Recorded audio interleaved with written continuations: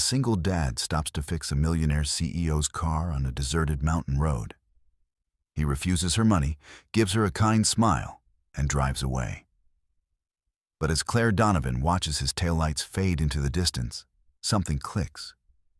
That voice, those eyes, the way he moved.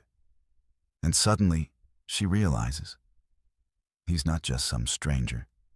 He's the first love she lost 15 years ago, the one she never stopped thinking about. And he doesn't even recognize her.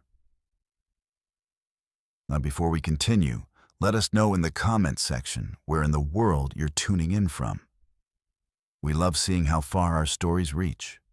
And if this story speaks to you, don't forget to like, share, and subscribe.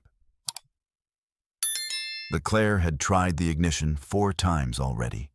Each time the result was the same. Silence. Not even a sputter. Just dead. Expensive metal refusing to cooperate. She stepped out of the car, her heels crunching against the gravel shoulder. The mountain stretched endlessly in both directions, beautiful and completely useless. Her phone showed 1 bar, then none, then 1 again. A cruel tease. "Of course," she whispered. Of all the days. The irony wasn't lost on her. This morning she'd stood in front of 40 executives, closed a deal worth millions. She'd commanded that room with confidence, precision, authority. And now she couldn't even get her car to start. That's when she heard the engine. An old pickup truck, paint faded from years of sun and work, rolled to a stop behind her car. The door creaked open, and a man stepped out. He was tall, broad-shouldered, wearing a work shirt with grease stains on the sleeves and jeans that had seen better days. His face was weathered but kind, with lines around his eyes that suggested he smiled often. He looked at her car, then at her, and tilted his head slightly. "Engine trouble?" he asked. Claire felt a flutter of something, relief maybe, or caution. "It won't start. I don't know what's wrong with it." "Mind if I take a look?" She hesitated for only a second. "Please." He walked over, moving with the easy confidence of someone who'd spent his life working with his hands. He popped the hood without asking, leaning in to inspect the engine. Claire stood back, watching him work, and that's when it started, that strange, nagging feeling in the back of her mind.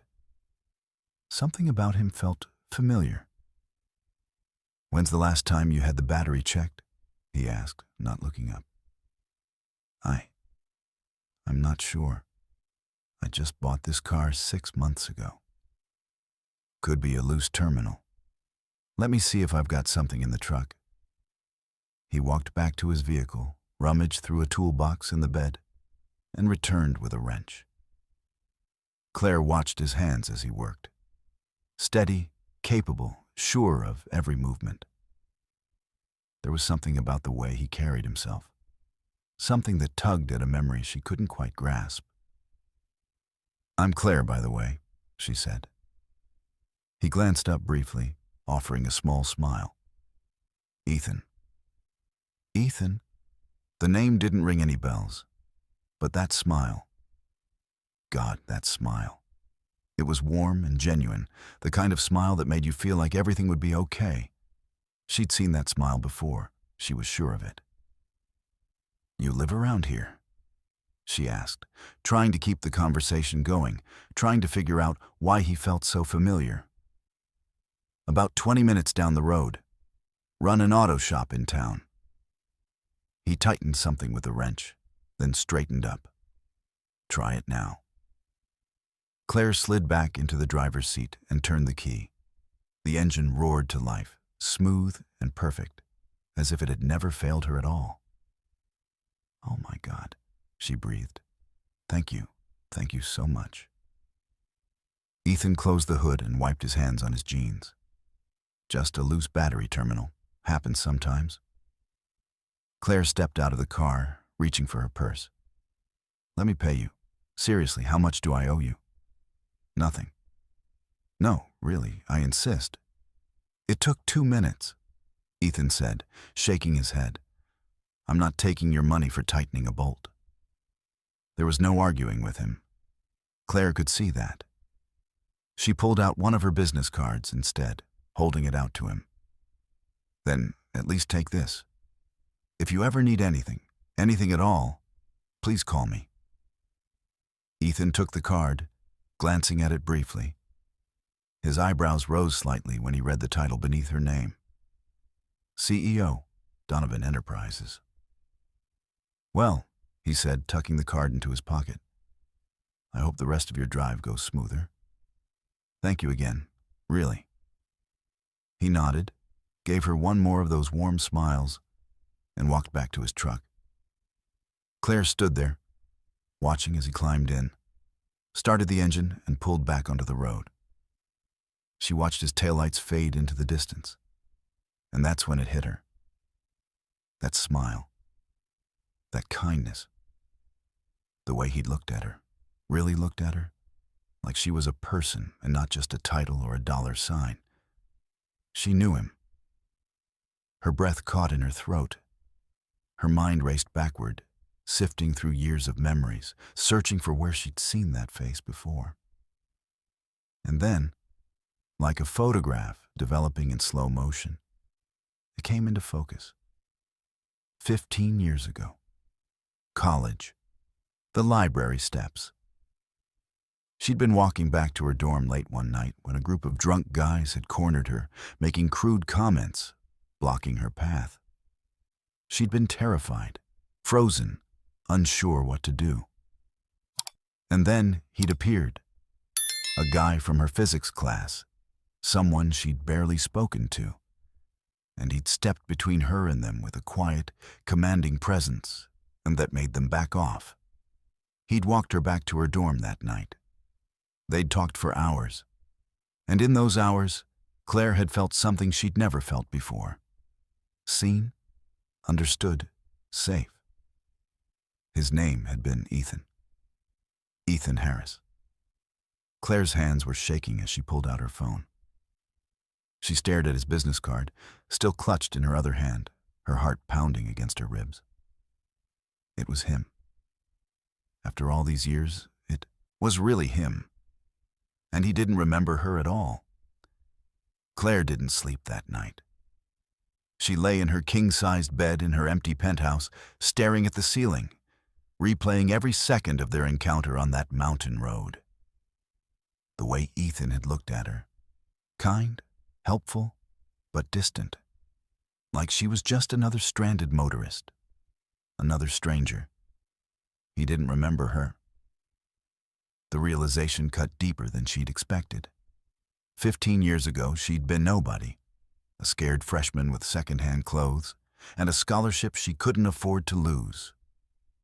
But that night on the library steps, when those men had cornered her, when Ethan had stepped in without hesitation, she'd felt like somebody. Like she mattered.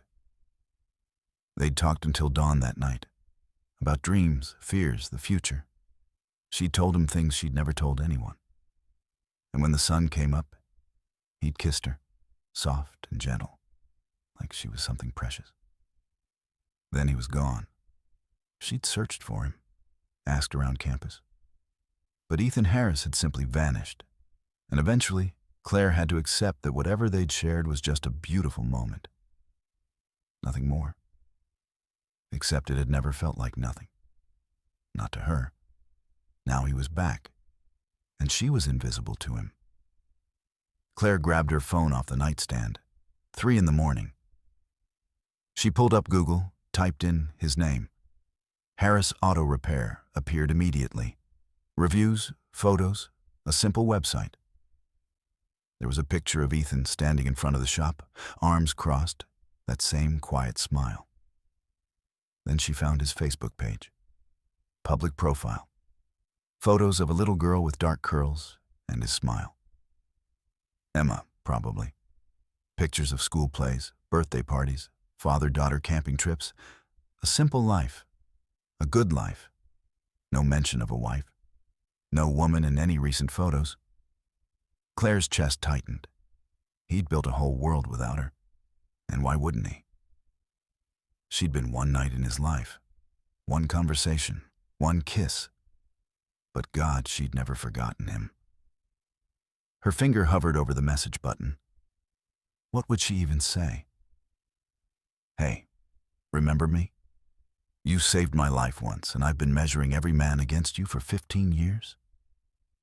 She closed the app. This was insane. She was being insane. But the next morning, Claire found herself driving back toward that mountain town. She told herself it was just to thank him properly, to repay the kindness. Nothing more. Harris Auto Repair was a modest building on Main Street, sandwiched between a hardware store and a coffee shop. Claire parked across the street, watching through the window as Ethan worked on a car, his movements efficient and practiced. She almost turned around, almost drove away. Then Ethan looked up, saw her car, and waved. There was no backing out now. The shop smelled like oil and metal. A woman at the front desk smiled at her. Help you with something? I'm actually looking for Ethan. Claire? She turned. Ethan was walking toward her, wiping his hands on a rag, looking surprised but pleased. Hi, she said, suddenly feeling foolish. I hope I'm not interrupting. Not at all. Is everything okay with the car? Uh-huh. The car's perfect. She held up a paper bag. I brought lunch to say thank you, if you have time. Something flickered across Ethan's face. Hesitation, maybe, or uncertainty. He glanced back at the shop, then at her. Yeah, he said finally. Yeah, I can take a break. They sat on a bench outside the coffee shop next door. Claire had brought sandwiches from an upscale deli in the city, suddenly aware of how out of place they looked in this small town. You didn't have to do this, Ethan said, unwrapping his sandwich. I wanted to. They ate in silence for a moment. Claire's mind raced, searching for the right words, the right way to ask if he remembered. Can I ask you something? Ethan said quietly. Claire's heart jumped. Of course. Yesterday, when you gave me your card, Claire Donovan, CEO. You're that Claire Donovan. I looked you up last night. He wasn't meeting her eyes. You've done incredible things. Built an empire. Why are you really here? I told you. To thank you. People like you don't drive an hour to bring lunch to a small-town mechanic. His voice was gentle but firm. So, what is this really about? Claire's breath caught. She could see it now. The walls he'd built. The assumption that someone like her couldn't possibly have genuine interest in someone like him. You think I'm slumming it? She asked softly. That this is some kind of charity? I don't know what to think. Ethan finally looked at her. You're a CEO? I fix cars and go home to a kid and frozen dinners. We live in different worlds. We didn't always. The words hung in the air between them. Ethan's expression shifted. Confusion, then concentration, like he was trying to solve a puzzle. What do you mean? Claire's hands trembled. This was it. Westfield University, 15 years ago. We had physics together, Professor Morrison's class. Ethan's eyes widened slightly. I was only there for a year. I know. You left in the spring. She took a breath. Do you remember October 23rd? Outside the library? She watched his face carefully, saw the moment his memory stirred, saw him searching backward through time. There was a girl, he said slowly. Some guys were hassling her. I walked her home. That was me, Ethan. He stared at her, really stared, like he was seeing her for the first time. His sandwich forgotten, his whole body still. Claire, he whispered, you're... That was you? I had brown hair back then. Glasses. I was 40 pounds lighter because I could barely afford to eat. Oh my God. Ethan ran a hand through his hair. I looked for you. After I had to leave school, I tried to find you, but I didn't have your number, didn't know your last name. You were just Claire from physics class. Something broke open in Claire's chest. You looked for me? Of course I did. His voice cracked slightly.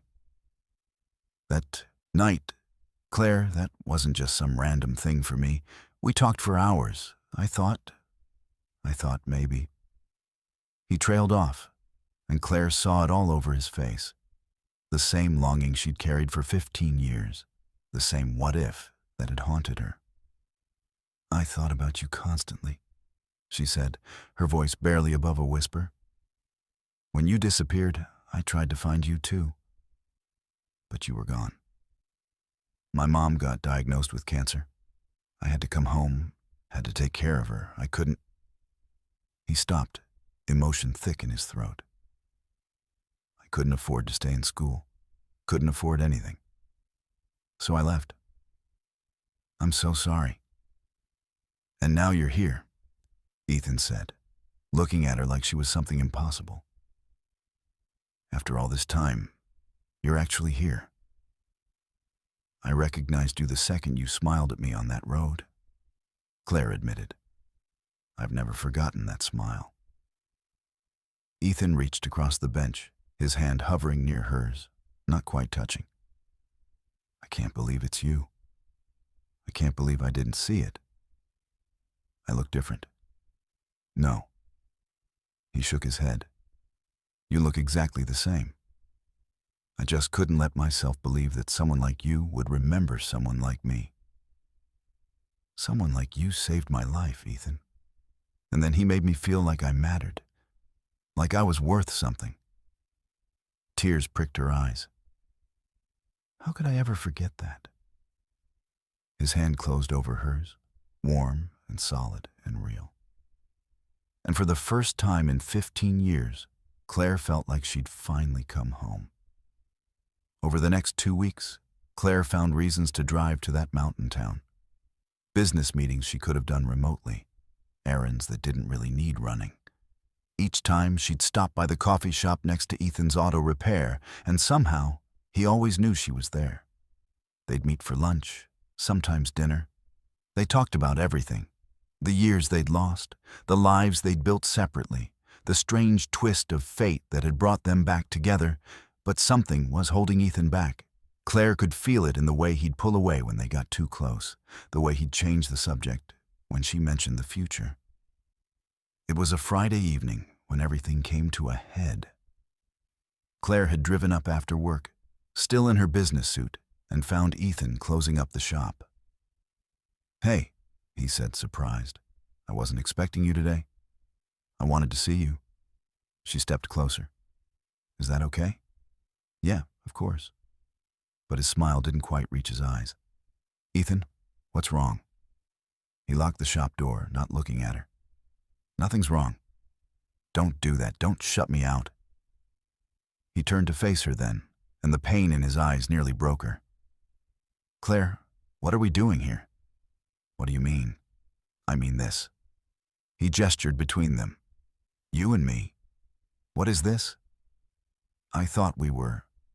She stopped, searching his face. What do you want it to be? Ethan laughed, but there was no humor in it. What I want doesn't matter. Look at you. Look at me. You drive a car that costs more than I make in 2 years. You run a company with offices in 6 countries. I fix cars and go home to an 8-year-old who needs help with her homework. So we don't make sense, Claire. We never did. The words hit her like a physical blow. That's not true, isn't it? Ethan's voice rose slightly. 15 years ago, you were going places, and I was the guy who had to drop out. Now you're at the top, and I'm still here in the same small town, doing the same small town things. What kind of life can I offer you? I'm not asking you to offer me anything. But you should be. He ran a hand through his hair, frustrated. You deserve someone who can keep up with you. Someone who fits into your world. My world is empty, Ethan. Claire's voice cracked. It's full of meetings and contracts and people who only care about what I can do for them. You're the first person in 15 years who's looked at me and seen me. Just me. That's not enough. Why not?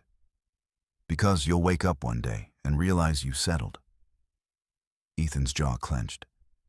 You'll realize you gave up your life for a mechanic in a nowhere town, and you'll resent me for it. Is that what you really think? Claire stepped closer. That I'm here out of some misplaced nostalgia? That I've been driving an hour each way to see you because I feel sorry for you? I don't know what to think anymore. Then let me make it simple. Claire's voice was steady now, despite the tears threatening to fall. That night, 15 years ago, you made me feel safe. You made me feel like I mattered. And then you were gone, and I spent years trying to find that feeling again. I built an empire, Ethan. I conquered boardrooms and closed deals and proved to everyone that I was worth something. But I was never happy. Not really. Because none of it meant anything without someone to share it with. Ethan was silent, his throat working. And then you appeared on that mountain road, Claire continued. And for the first time in 15 years, I felt like I could breathe again. So no, this isn't about pity or nostalgia or me slumming it with a local mechanic. This is about me finally finding the one person who makes me feel whole. Claire, I'm not done. She closed the distance between them. You think I'm too good for you? You think I deserve better? Let me tell you something about what I deserve. I deserve someone who looks at me like I'm a person, not a profit margin. Someone who fixes my car without expecting anything in return. Someone who talks to his daughter about dinosaurs and takes her camping on weekends. Someone who's kind and honest and real. Tears were streaming down her face now. I deserve you, Ethan Harris. And if you can't see that, if you're going to let your fear and your pride get in the way of what we could have, then you're right. Maybe we don't make sense. The silence stretched between them, heavy and painful. Claire waited, her heart hammering, everything laid bare. Then Ethan moved. 3 quick steps, and he was cupping her face in his hands, his thumbs brushing away her tears. I'm scared, he whispered. I know. I'm scared of not being enough, of disappointing you, of you waking up one day and regretting this. Ethan. Claire placed her hands over his. I've regretted a lot of things in my life. But you? You could never be one of them. He kissed her then. Soft at first, tentative, like he was afraid she might disappear. Then deeper. 15 years of longing and loss and love, pouring into that single moment. When they finally pulled apart, Ethan rested his forehead against hers. I have a daughter, he said quietly. She comes first, always. I wouldn't expect anything less. And I'm not moving to the city. This is my home, Emma's home. Claire smiled. I have a very capable team. I can work remotely. You do that? For you, yes. Ethan pulled back slightly, studying her face like he was memorizing it. This is crazy. The best things usually are. My daughter's going to have so many questions. I hope so. I want to know everything about her. Something shifted in Ethan's expression. The last wall coming down. The final fear letting go. She's going to love you. How do you know? Because I do. The words came out raw and honest. I loved you 15 years ago, Claire, and I never stopped. I just buried it deep enough that I could pretend I had. Claire's breath hitched. Say that again. I love you. Ethan smiled, that warm, genuine smile that had haunted her dreams. I've loved you since you fell asleep on my shoulder that night, talking about how you were going to change the world. And you did. You changed mine. I love you too. Claire laughed through her tears. I've been in love with you for 15 years, and I didn't even know if I'd ever see you again. Well, Ethan wrapped his arms around her waist. You're stuck with me now. Promise? Promise. 3 months later, Claire stood in the bleachers of Emma's school, watching the 8-year-old play soccer, or try to play soccer. Emma was more interested in the dandelions growing at the edge of the field than the actual game. Ethan sat beside her, his hand warm in hers. She's terrible at this. She's having fun, that's what matters. Last week she asked if you were going to be her new mom. Claire's heart stuttered. What did you tell her? I told her that was up to you and her to figure out together. Ethan looked at her. But for what it's worth, I'd like that. Someday. When you're ready. Someday soon, Claire said softly. Emma scored an accidental goal. The ball had bounced off her shin while she was picking flowers. She looked up, shocked, then ecstatic, and immediately pointed at Claire and Ethan in the stands. They cheered like she'd won the World Cup. After the game, Emma ran over, grass-stained and glowing. Did you see my goal? We saw, Claire said, crouching down. You were amazing.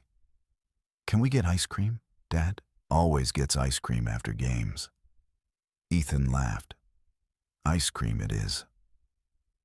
Emma grabbed Claire's hand on one side and Ethan's on the other, swinging between them as they walked to the car. And Claire realized something. This was what she'd been searching for all along. Not success or recognition or wealth. Just this. Just them. Just home. That night, after Emma was in bed, Claire and Ethan sat on his back porch, watching the stars appear one by one. I keep thinking about that night, Claire said. 15 years ago. How different everything could have been if you'd stayed. We weren't ready then, Ethan said. I had to go home. You had to build your empire. We had to become who we are now. And who are we now? Ethan smiled, pulling her closer. We're two people who got a second chance, and this time we're not letting it slip away. Claire leaned into him, breathing in the moment, the peace, the rightness of it all. Sometimes love isn't about perfect timing.